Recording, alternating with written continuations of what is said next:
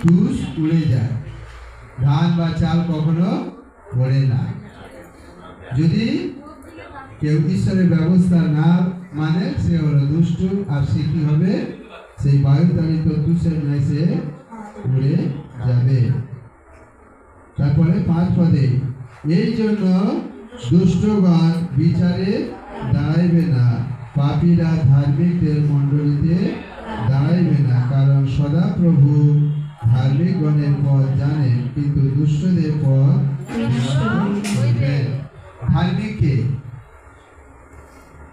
ধার্মিককে যে কেবল আর কেবল ঈশ্বরে বিশ্বাস করে সেই হলো ধার্মিক।